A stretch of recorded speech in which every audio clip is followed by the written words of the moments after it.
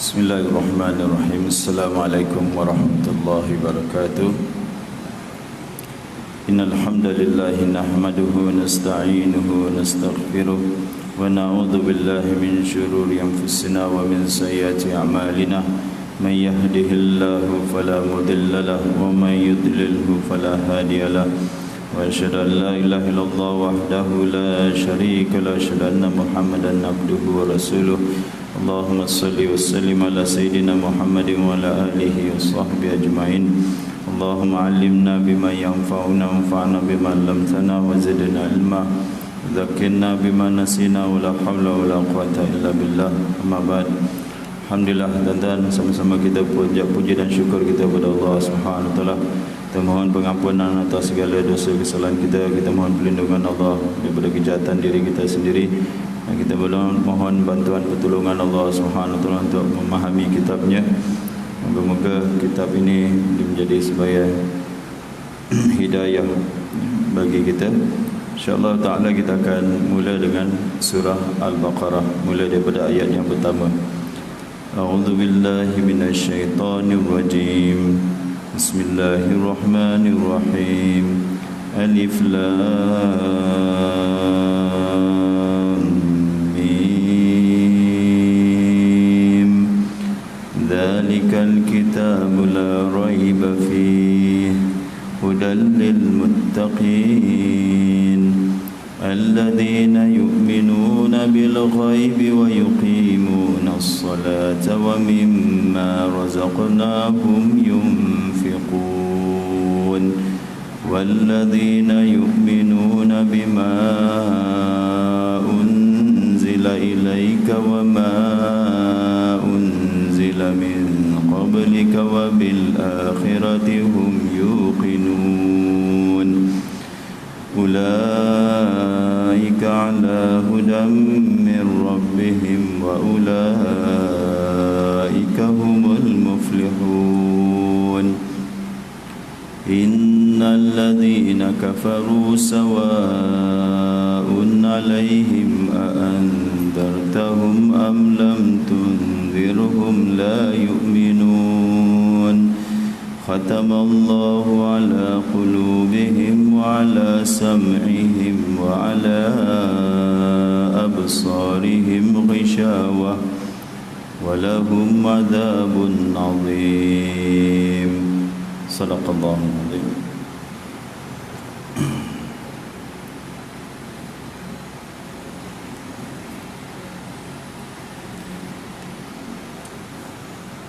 Surah Al-Baqarah, tuan-tuan, ada kelebihan di antara surah yang mempunyai fadilat. Tak semua surah ada kelebihan dia dalam membaca surah-surah ini, tapi surah Al-Baqarah ini ada tentang kelebihan tentang surah Al-Baqarah. Dalam sebuah hadis keutamaan baca surah Al-Baqarah, keutamaan, kalau kita akan keutamaan satu surah itu bila kita dapat keutamaan dia. Kalau kita tak baca, tak ada keutamaan dah. Itu satu, kita kena baca. Kalau kita hafal dah bagus, baca, hafal. Kemudian tambahan pula dengan kita mempelajari tentang tafsiran dia, tadabbur tentang ayat-ayatnya, baru kita dapat dia punya fadilah dia punya kelebihan dia. Kalau setakat tahu je kelebihan, tak baca pun, macam surah Mulk lah, tahu je kelebihan surah Mulk, tak baca pun tak guna juga. Jadi untuk sahib dia, untuk orang yang mengamalkan dia menjadi ada kelebihan. Mana Rasulullah sallallahu alaihi wasallam, Imam Ahmad meriwayatkan daripada Abu Umamah, dia berkata, aku pernah mendengar Rasulullah sallallahu alaihi wasallam sabda, tak nampak, Iqra'ul Quran fa innahu syafi'un li ahlihi yaumal qiyamah. Iqra'u Zahrawaini Al-Baqarah wa Ala Imran fa innahuma ya'tiyani yaumal qiyamati ka'annahuma ghamamatani aw kannahuma ghayabatani aw ka'annahuma firqani min tayrin sawafin yuhajjani an ahlihima yawmal qiyamah. Thumma qala iqra'ul baqarah fa inna akhdaha barakatun wa tarkaha hasratun wa la tastati'uha al-batalah. Dalam sebuah hadis diriwayatkan oleh Imam Ahmad, juga hadis ini juga diriwayatkan oleh Imam Muslim. Jadi hadis sahih lah oleh Imam Muslim, yang berarti bacalah Al-Quran. Sesungguhnya Al-Quran itu akan memberi syafaat bagi pembacanya pada hari kiamat. Dan bacalah Zahrawaini iaitu surah Al-Baqarah dan Ali Imran. Rasulullah sendiri sebut Al-Baqarah. Jarang Rasulullah sebut nama surah, tapi di sini spesifik Rasulullah kata Al-Baqarah wa Ali Imran. Bacalah Al-Baqarah dan Ali Imran, kerana kedua surah ini akan datang pada hari kiamat seolah-olah keduanya bagaikan tumpukan awan atau bagai dua bentuk payung yang menaungi, atau bagi dua kelompok burung yang mengembangkan sayapnya. Keduanya akan berdalih, berhujah untuk membela siapa? Pembacanya, sahibuhuma. Jadi yang dapat faedah, yang dapat syafaat daripada Al-Baqarah dengan Al-Imran ni pembacanya pada hari kiamat. Kemudian baginda sallallahu alaihi wasallam bersabda, bacalah Al-Baqarah. Di sini bacalah Al-Baqarah, kerana membacanya akan mendatangkan barakah dan meninggalkan dia berita kerugian, dan tukang sihir tidak akan sanggup menjangkau pembacanya. Hadis diriwayatkan oleh Imam Muslim. Dalam hadis yang lain Rasulullah sallallahu alaihi wasallam kata, rumah kalau dia dibaca Al-Baqarah takkan didatangi, dimasuki oleh syaitan. Ada seorang tu dalam PKP jugalah, dia kena ganggu rumah dia. Saya cakap, waktu ni siapa yang boleh datang rumah waktu kena lockdown semua. Dia WhatsApp saya pun pergi rumah dia. Saya bukan ahli ruqyah tuan-tuan. Ambil je sijil tapi tak amalkan. Kemudian saya cakap, saya tak boleh tolong lah, pasal kawan-kawan saya semua tak boleh datang. Cakap dengan dia, okey ginilah, awak baca surah Al-Baqarah 3 hari betul-turut. Bukan baca, awak mainkan surah Al-Baqarah 3 hari betul-turut. Jangan stop, non-stop main aja surah Al-Baqarah, jangan hentikan 24 jam 3 hari. Itu je lah saya boleh solusi dia. Kalau tak settle nanti kita tengok lepas BKP ni. Lepas 3 hari je, belum 3 hari tuan-tuan, dia message juga, okey Ustaz dah settle problem. Alhamdulillah, terus settle problem dengan CD aja. Itu kita kata kekuatan surah Al-Baqarah. Jadi ini menunjukkan menunjukkan kelebihan surah Al-Baqarah, dan ulama suruh kita juga selepas surah Al-Baqarah dengan Ali Imran 7 surah yang panjang. Kita cakaplah 7 surah bermula daripada Al-Baqarah sampai kepada At-Taubah. Ini supaya dia dipelajari. Imam Ahmad juga meriwayatkan daripada Aisyah radhiyallahu anha bahawa Rasulullah sallallahu alaihi wasallam bersabda, man akhadha sab'al awwal minal Quran fahuwa hibrun. Habrun, bukan hibrun. Hibrun jadi ing pula, habrun. Barang siapa yang memperoleh 7 surah terpanjang dalam Al-Quran, 7 surah yang awal tu dalam Al-Quran, maka dia adalah seorang alim. Habrun tu adalah seorang alim. Jadi inilah niat kita. Minggu lepas kita kata kita cuba habiskan daripada Al-Baqarah ni sampailah At-Taubah. So far tak ada masjid, belum ada lagi. Tinggal Masjid Pulau Utama, dia tinggal 1 surah je dah habis surah tu. Dia tinggal 1 je, An-Nisa.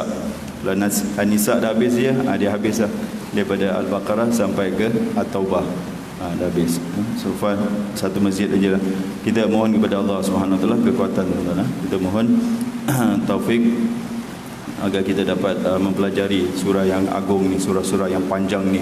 Tough juga tuan-tuan, nak habis 1 surah Al-Baqarah pun makan masa juga. Jadi bersabarlah tuan-tuan. Allah Subhanahu Wa Taala mula surah Al-Baqarah ni dengan Alif Lam Mim, dan kita dah cakap Alif Lam Mim ni berapa pendapat ulama. Satu cakap Alif Lam Mim ni ada makna, dia macam satu kod Dia ada satu kod. Contohlah ada yang cakap alif tu Allah, lam tu Jibril, mim tu Muhammad.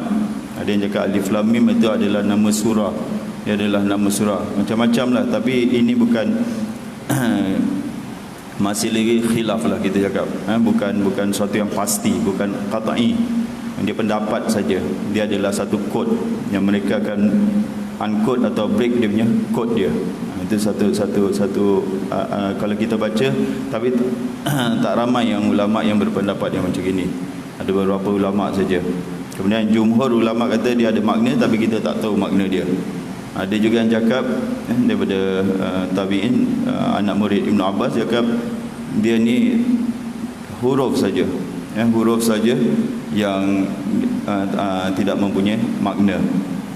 Kalau dia ada makna, tentu orang Arab faham. Orang Quraisy tentu faham, kerana Al-Quran ni diturunkan dalam bahasa Quraisy. Takkan orang Quraisy kalau kita lah, kita cakap ABC, ini hujah mereka, tuan-tuan. Kita dengar je lah hujah mereka. Kalau kita cakap ABC, A, apa makna A? Alfabet aja lah kita kata A, alfabet aja. Macam gitulah orang Quraisy pun macam gitu. Dia kata alif, tak ada makna lah alif kan. Alif lah, lam lah, mim. Jadi mereka ada yang cakap dia adalah huruf saja. Dia tiga pendapat ulama, tapi kita ikut yang jumhur saja. Dia ada makna dan kita serahkan makna dia kepada Allah Subhanahu Wa Taala. Allah yang lebih mengetahui tentang maknanya, kerana kita yakin bahawa takkanlah Allah turun sesuatu itu tanpa makna, tanpa maksud. Mesti ada maksudnya. Tapi ramai ulama seolah-olah macam ijma' lah, seolah-olah ulama sepakat ini menunjukkan mukjizat Al-Quran. Huruf-huruf muqatta'at ini menunjukkan kepada i'jazul Quran, mukjizat Al-Quran, di mana Allah mencabar mereka untuk datangkan seumpama dengan Al-Quran dengan huruf yang kamu juga tahu, kamu juga kenal, tahu dengan huruf-huruf ni. Datangkan yang seumpama dengan Al-Quran. Macam cabaran kepada orang-orang Quraisy ketika itu. Selepas, jadi kalau kita tengok tuan-tuan dalam Quran ni, ada yang alif lam mim, dia terus sambung dengan ayat seterusnya. Jadi alif lam mim, selepas itu ayat seterusnya satu ayat. Tapi yang Al-Baqarah ni alif lam mim saja ayat pertama. Ayat kedua zalikal kitab. Lain berbeza kita kalau kita tengok, dan apa makna dia pun kita kenapa itu kita tak tahu. Kenapa ada huruf muqatta'at tu dia satu huruf, satu ayat. Ada yang dia berkongsi dengan ayat setelah itu. Alif lam mim zalikal kitabu la raiba fihi hudal lil muttaqin. Zalikal ni kalau kita belajar bahasa Arab awal sekali kita belajar hadza, hadhihi, zalika, tilka. Hadza ini, hadhihi pun ini untuk muannas, zalika itu, tilka pun itu tapi untuk muzakkar muannas. Tapi tuan-tuan tengok terjemahan, dia terjemah apa? Dia terjemah ini. Tak pernah tertanya ke kenapa ni aku belajar itu tapi terjemah ini? Jadi dalam bahasa Arab dia zalika ni dia boleh digunakan untuk ini dengan, boleh digunakan untuk itu dengan ini. Interchange lah, dia boleh dalam bahasa Arab macam gitu. Dalam bahasa Arab ni ada yang perkataan yang pelik-pelik macam warak. Warak ni belakang tau kalau kita belajar dalam bahasa Arab, warak. Tapi dalam Al-Quran nanti warak makna dia depan. Dia boleh opposite makna dia. Tadi kita belajar belakang, sekarang makna dia depan. Itu bahasa Arab, uniknya bahasa Arab. Dia satu perkataan itu boleh digunakan makna dia berlawan.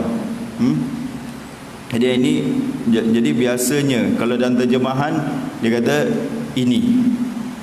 Namun demikian, begitu ada juga ulama yang tafsirkan itu. Ada juga, cuma dalam terjemahan kita dia lebih cenderung kepada nak tafsir, penterjemah kita kepada tafsir ini. Dan ada juga bila Allah kata itu, berarti benda tu tinggi.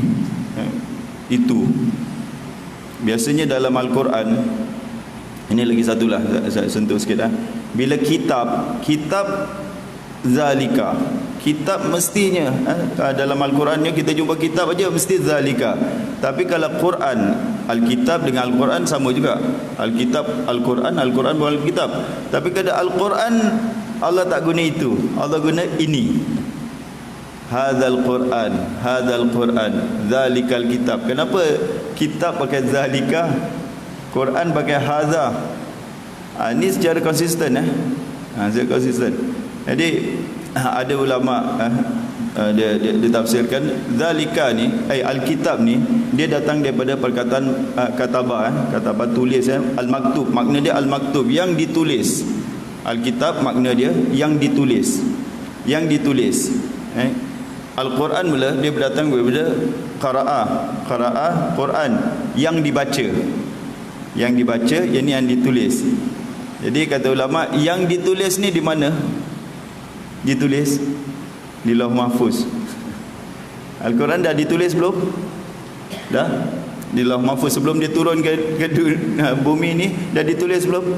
Dah ditulis. Jadi itu zalika. Quran pula, Quran daripada baca di mana? Di sini. Jadi ini tunjukkan balaghah Al-Quran. Kalau cakap baca je, kalau cakap Al-Quran je, ini bahasa dekat ini. Itu menunjukkan jauh menunjukkan tinggi. Alkitab di sini bermakna Al-Quran. Jadi inilah Alkitab, inilah kitab Al-Quran. La raiba fi, tiada raib. Jadi dia ada dua. Kalau kita tengok ada tiga titik tu. Tiga titik kecil kan. Atas raiba ada tiga titik, fihi pun ada atas tiga titik. Kalau siapa belajar tajwid boleh tiga titik tu tanda apa? Boleh wakaf salah satu daripada tempatnya. Jadi kita boleh baca zalikal kitabul la raib fihi hudal lil muttaqin. Itu satu cara baca. Lagi satu zalikal kitabul la raiba fihi hudal lil muttaqin. Bila kita berhenti berbeza tuan-tuan, kita berhenti pada yang pertama makna dia lain, kita berhenti yang kedua makna dia lain. Jangan ingat sama aja. Kalau kita tak belajar, kita ingat macam sama aja, salah satu option aja, boleh berhenti sini dengan atau boleh berhenti sini, bukan macam gitu. Takkan simple je macam gitu. Dia ada makna dia lain. Jadi kalau kita berhenti yang pertama, zalikal kitabul la raiba, zalikal kitabul la raib, inilah kitab tiada sebarang syak, tiada sebarang syak. Jadi kalau kita belajar khabar la ni dimaksud, dia ditiadakan, tiada sebarang syak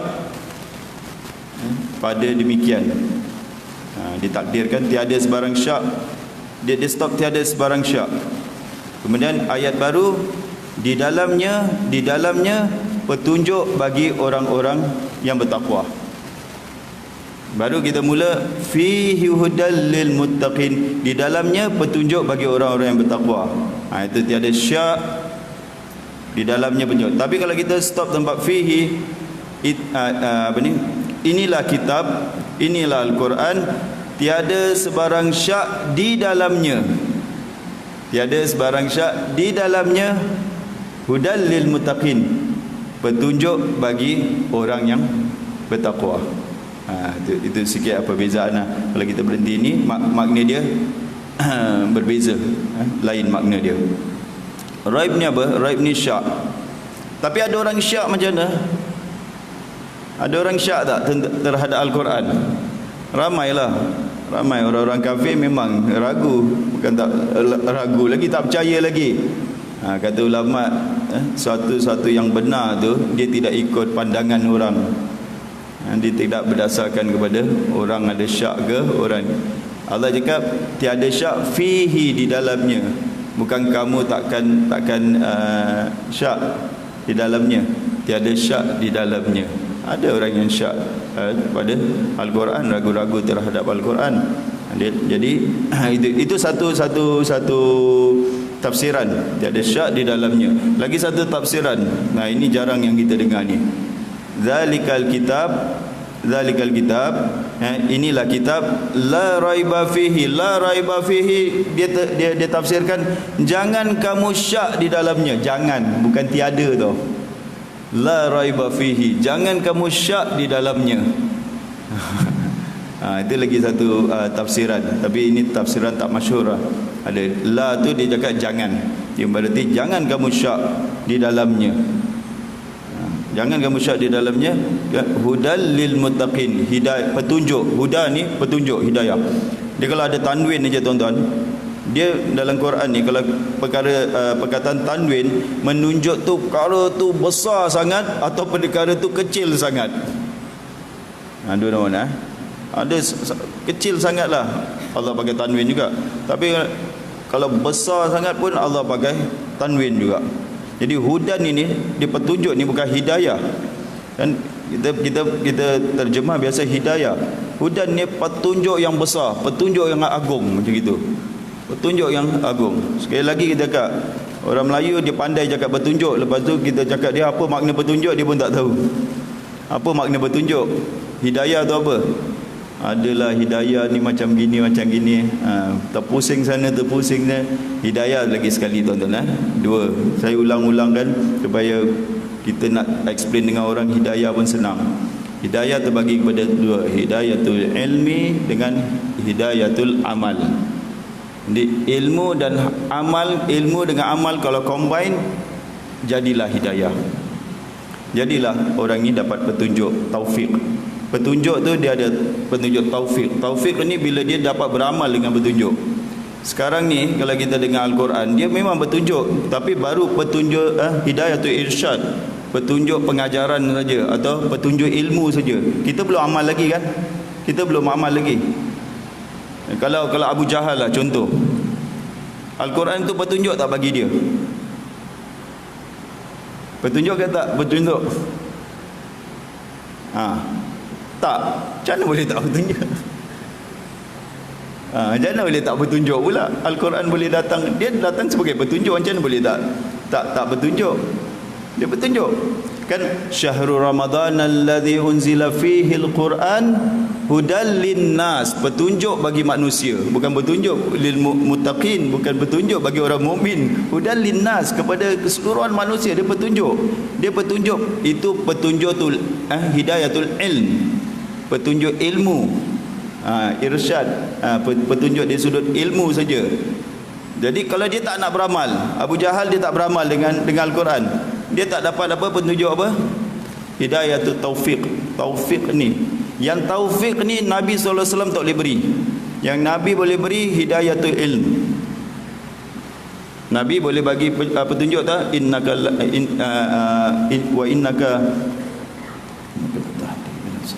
Wa innaka latahdi ila siratil mustaqim. Sesungguhnya engkau memberi petunjuk kepada jalan yang benar. Pada ayat yang lain, innaka latahdi man ahbabta. Engkau tak boleh beri petunjuk kepada orang yang kau cintai. Macam mana? Kan sedih kan? Tadi Allah cakap sungguhnya engkau memberi petunjuk. Sekarang ni engkau tak boleh. Jadi yang boleh memberi petunjuk ilmu. Yang petunjuk taufik, petunjuk amal, Nabi SAW tak ada kuasa. Sebab itu dalam Al-Fatihah yang kita minta petunjuk ihdinas siratal mustaqim, petunjuk ilmu ke petunjuk taufik atau petunjuk amal yang kita minta? Kalau dapat petunjuk ilmu je, apa guna tuan-tuan? Abu Jahal pun dapat juga. Semua manusia dapat petunjuk ilmu. Kita tak nak yang macam gitu. Tahu tapi tak nak amal. Tahu tak nak amal, apa faedah tuan-tuan? Satu Quran tahu pun, contohlah, ada tak orang penterjemah orang kafir, orang bukan Islam, penterjemah Al-Quran, ada tak? Ada. Saya dulu di UKM, tafsir pun ada juga orang kafir yang tulis, bukan terjemahan, bukan translation, tafsir dia orang kafir yang tulis. Bayangkan. Tapi faedah, apa faedah dia dapat? Dia ada ilmu tak bahasa Arab? Ada. Dia ada ilmu tafsir tak? Ada. Semua ada. Tapi apa faedah? Tak ada. Sudut ilmu saja. Nanti kita takut tu. Kita takut ada ilmu, jadi al-maghdubi alaihim minggu lepas kita kata. Jadi orang yang dimurkai ada ilmu tapi tak nak beramal. Jadi orang yang dimurkai tu. Wala dhalin pula beramal tanpa ilmu. Dua-dua kita tak nak situasi tu. Ada ilmu tak beramal pun kita tak nak. Beramal tanpa ilmu pun tak nak juga. Beramal nak beramal tapi tak berdasarkan kepada ilmu, itu pun kita, itu dhalin, sesat. Beramal je, suka beramal je tak tanpa ilmu. Jadi yang di sini hudan ini adalah hidayatut taufiq. Hidayatut taufiq. Hidayatut ilmu dengan amal, dua-dua hidayah yang komplit punya hidayah. Komplit punya hidayah apa? Ilmu dengan amal. Itu yang sempurna punya hidayah. Jadi dia adalah, sebab itu lil muttaqin aja, untuk orang bertakwa aja yang dapat hidayah ni, hidayatul taufik ni, hidayatul ilmu dengan amal ni, tak semua orang boleh dapat. Lil muttaqin. Jadi kata ulama, kita kalau nak dapat hidayah kena takwa. Tingkatkan takwa, makin dapat hidayatul taufik. Hidayatul taufik, tuan-tuan, sekali lagi kita jangan ingat hidayah yang ilmu saja. Bentuk ilmu itu bentuk ilmu ramai orang yang boleh dapat.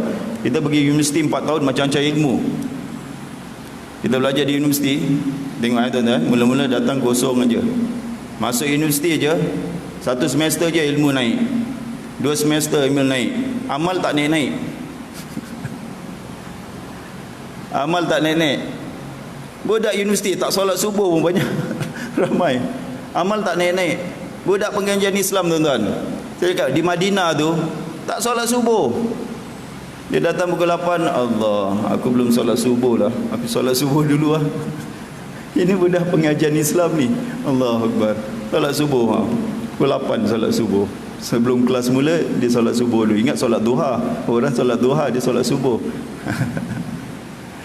Jadi dia begini, tuan-tuan, tak balance. Ilmu tinggi, saya lah bukan tinggi sangat, tak tinggi lah, mendabit pula ustaz ni. Adalah ilmu dapat, tapi amal tak naik-naik. Amal macam stagnan aja gitu, tak balance. Itu yang sengit tu semua. Pelajar-pelajar ilmu agama ni jalan sengit semua. Pasal apa ni? Dia tak setara ilmu dia dengan amalan dia. Lebih bagus tuan-tuan ni ilmu tak banyak tapi amalan sama, balance sikit.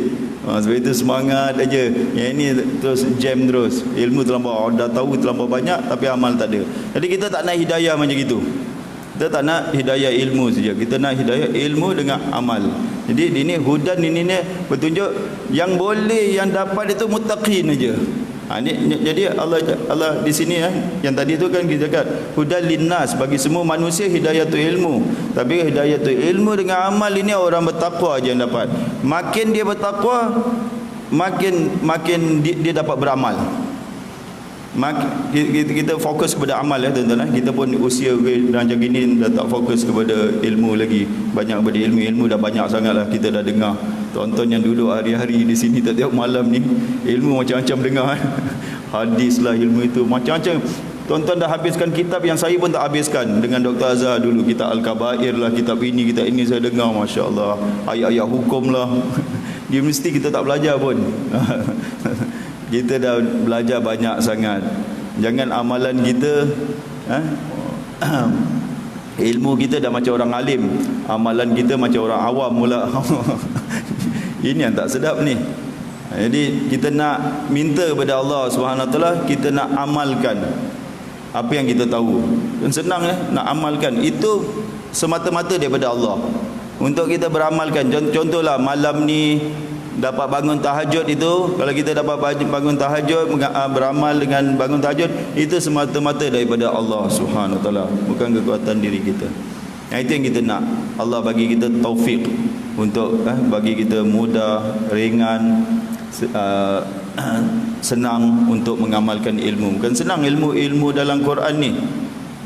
Cakap contoh mengumpat saja, kita dah hafal ayat dia, surah dia kita dah hafal, bukan ayat aja. Ayat mengumpat ni satu surah turun tentang mengumpat. Wailul likulli humazatil lumazah, yang mengumpat depan belakang, Allah laknat mereka, celakalah. Kalau kita teruskan dengan mengumpat, hidayah tak ayat tu? Surah tu petunjuk tak bagi kita? Petunjuk. Tapi petunjuk apa?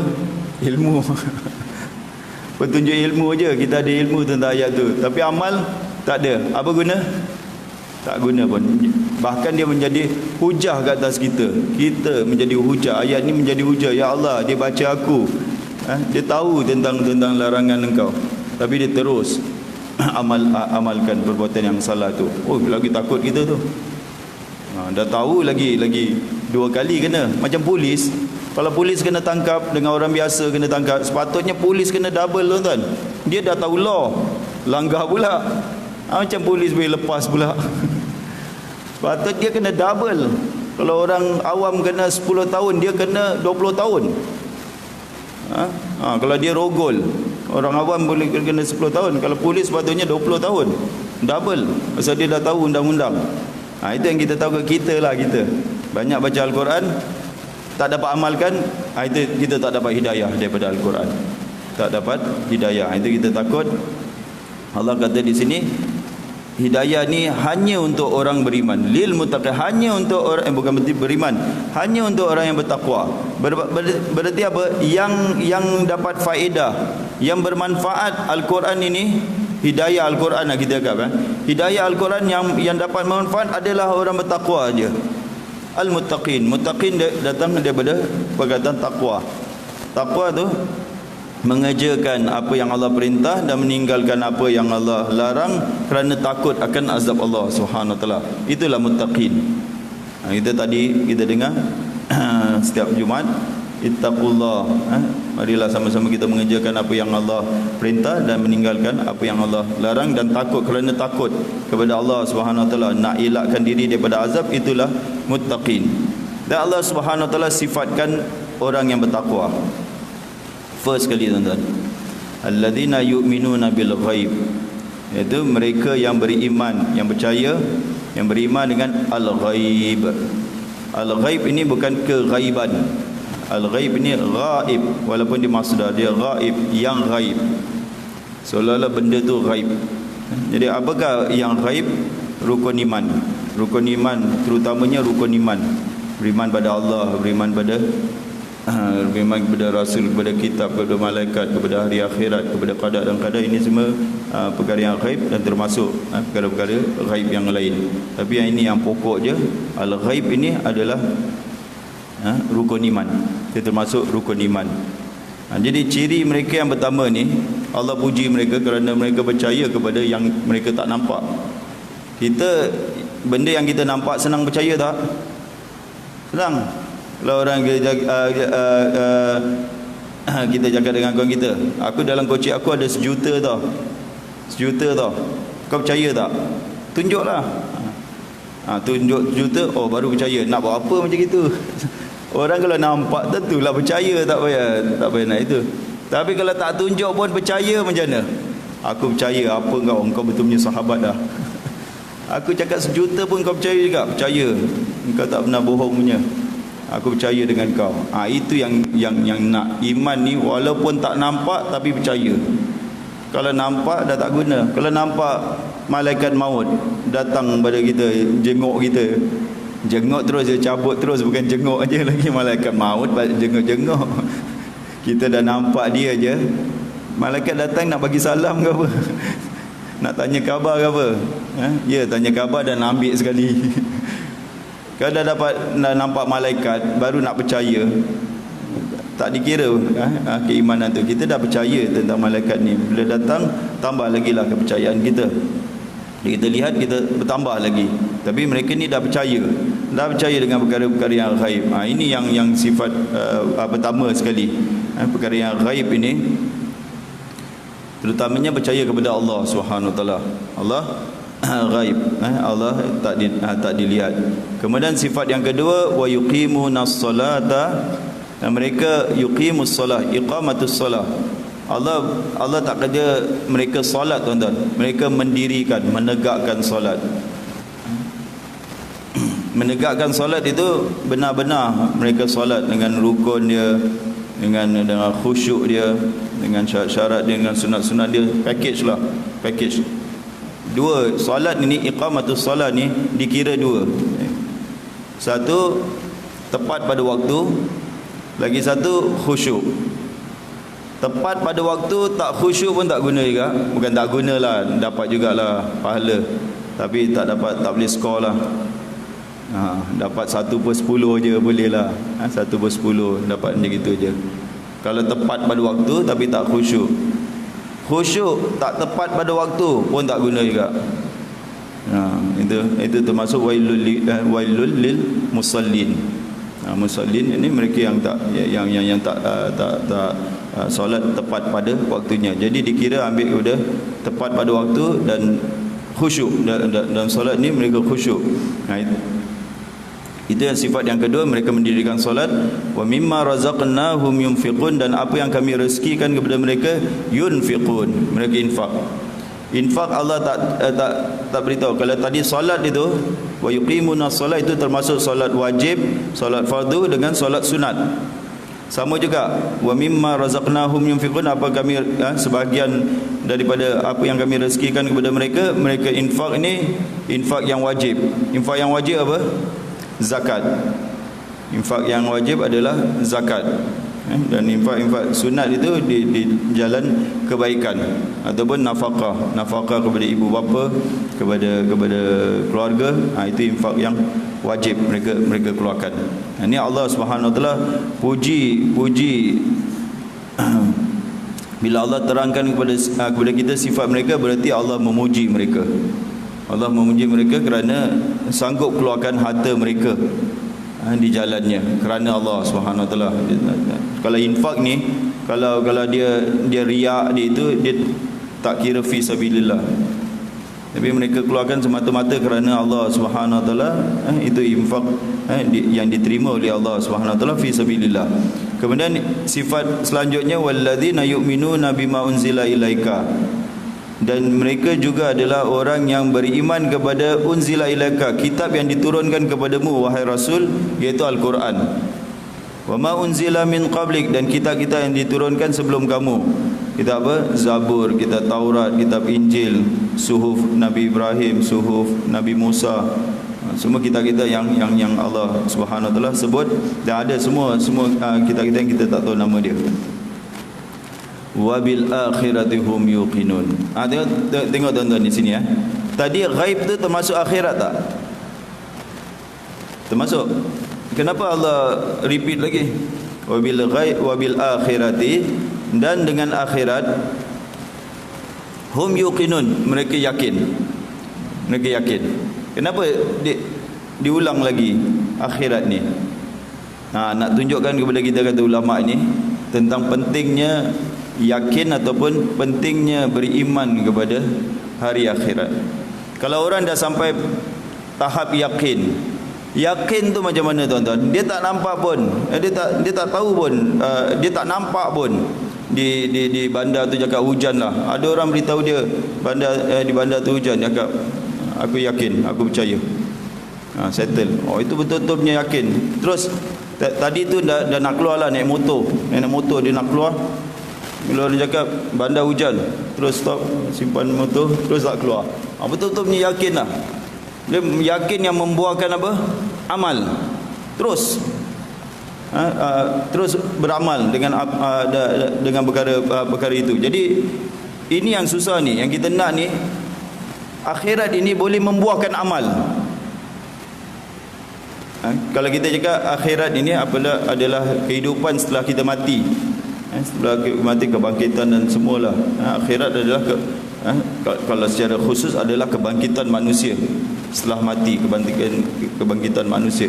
Jadi bila dia ingat tentang kebangkitan dia, tentang hidup akhirat itu, dia bukan yakin ni, aku yakin aku akan dibangkitkan, aku yakin aku akan dibangkitkan, tapi tak beramal. Nak buat apa? Aku yakin nanti pahala korban ni besar, tapi tak korban pun. Nak buat apa yakin macam itu? Aku yakin tentang syurga, aku yakin tentang neraka. Dia tidak motivate dia untuk beramal. Itu yang biasanya inilah kesilapan kita dalam percaya dengan hari akhirat. Kita percaya dengan hari akhirat, tapi dia tidak motivate kita langsung. Apa punya percaya tu tuan-tuan? Agaknya percaya apa tu? Tadi ilmu lah kita. Dia tak ada amal. Dia Banyak tak tentang hari akhirat? Ini ganjaran-ganjaran tentang hari akhirat, siksaan-siksaan tentang hari akhirat. Kalau dalam Quran ni hampir separuh Quran tentang hari akhirat. Takkan kita miss? Allah jelaskan kepada kita. Banyak sekali ganjaran. Bagi orang yang berharta, kita cakaplah cerita tentang hari akhirat tu, bagi orang yang berharta tu macam-macam dia boleh untunglah di akhirat tu. Dunia tak tahulah di akhirat tu macam-macam dengan harta dia. Bagi orang sihat tu macam-macam yang dia boleh dapat di akhirat dengan kesihatan dia dengan itu. Tapi kita cakap dia tidak memberansang kita untuk beramal untuk hari akhirat. Itu silap kesilapan kita dalam memahami beriman atau yakin dengan hari akhirat. Setakat tahu saja adanya akhirat. Itu kata ulama, Allah ulang sekali lagi, wabil akhirat, nak cakap dengan kita pentingnya iman dengan hari akhirat. Sebenar-benarnya tuan-tuan, kalau kita betul-betul, ini ulama lah kata kita nak amal besar, malam kita tak boleh tidur sebenarnya. Pukul 2 pagi kita dah terjaga. Tiap-tiap hari pukul 2 pagi dah terjaga, takut tentang hari akhirat. Kan ayat dalam surah Sajdah yang kita baca, tatajafa junubuhum anil madaji yad'una rabbahum khaufan wa tama'a. Mereka renggang daripada tempat tidur mereka, lalu berdoa kepada Allah khaufan, dalam keadaan takut. Tak boleh tidur malam, takut malam. Takut kepada apa agaknya? Takut pada singa? Tak ada. Malam-malam mana takut pada apa? Takut pada tak ada. Takut pada hari akhirat. Itu yang mereka berdoa malam-malam. Kalau betul lah iman kita macam yang Allah gambarkan dalam surah Sajdah, kita tak tidur. Kalau kita masih lagi boleh tidur malam hari tuan-tuan, ke depan insya-Allah taala. Aqulu qali hadza astaghfirullahal azim li wa lakum. Wassalamualaikum warahmatullahi wabarakatuh.